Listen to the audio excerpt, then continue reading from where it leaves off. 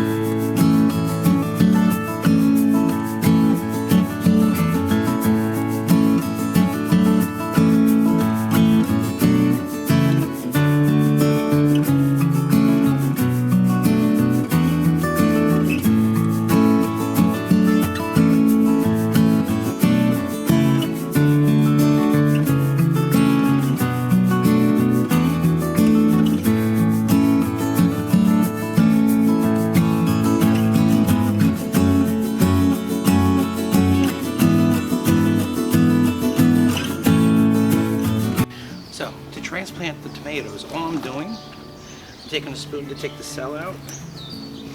Now, some of these tomatoes are pretty young. I'm a little sketch about them.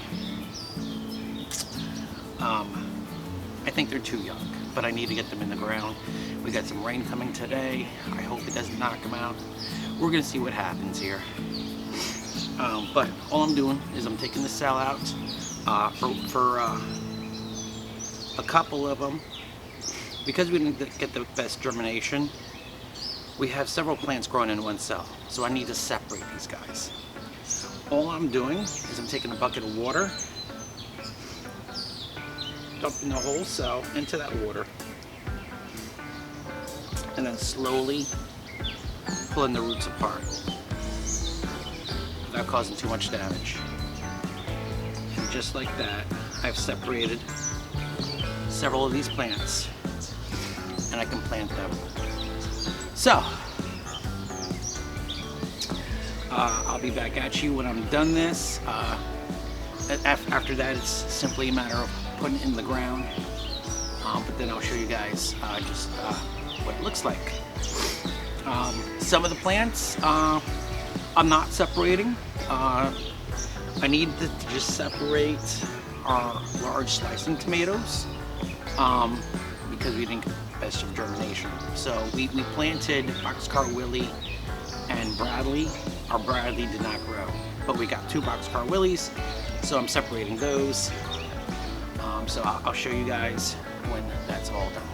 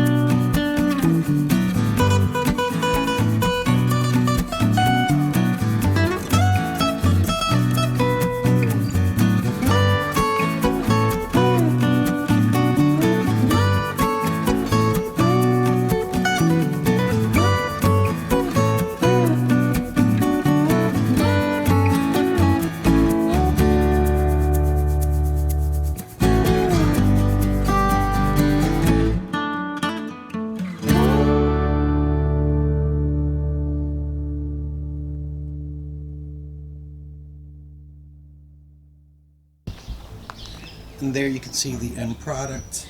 You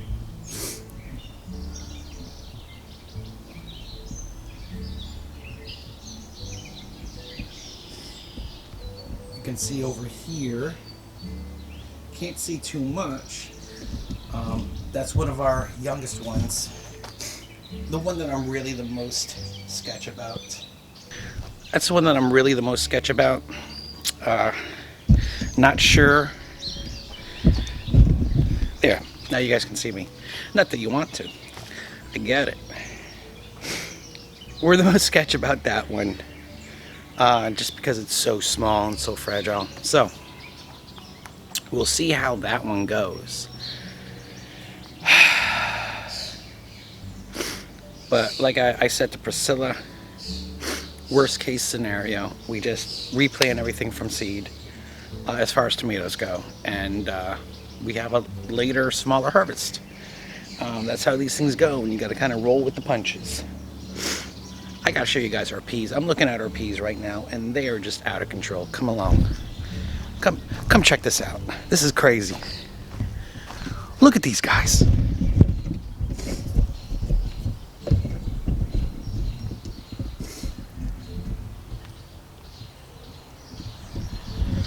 Boy, we're gonna have some delicious peas, let me tell you.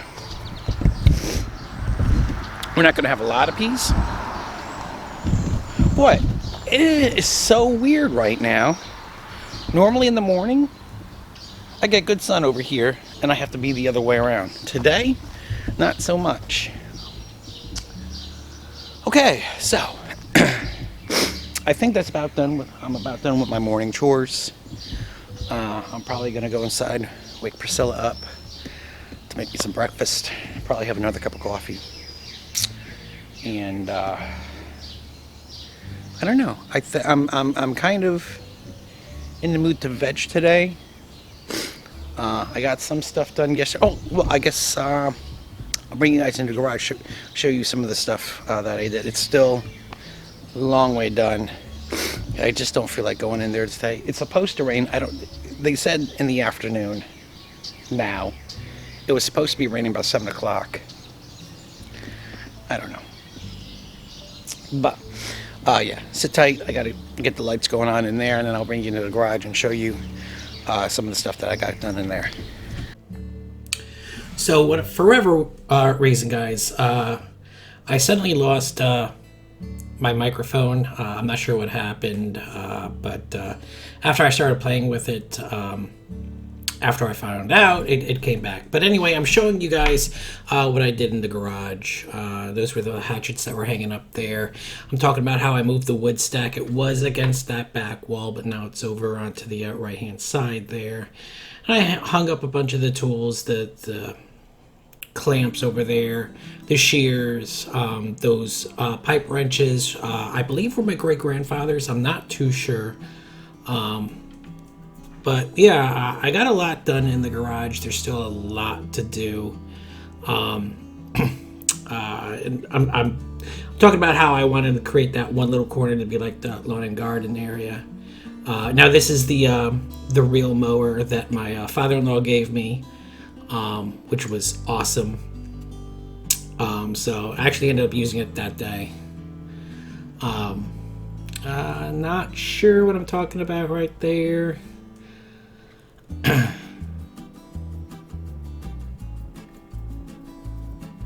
But not too far from here, I think I'll start talking about the Sunjo wood shredder.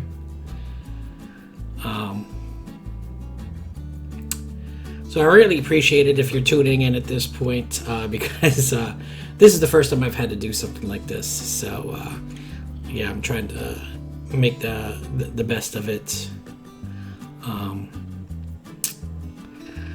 But yeah, the garage is coming along quite nicely. I'm hoping I can get some more done. And here you can see my amazing wife is making the most amazing breakfast of pancakes and eggs. It was fantastic. And now we've come to the part in the video that I had been frankly dreading all day. It was lunchtime, and it was time for me to eat the Spicy Chicken Ramen that my sister-in-law had given me.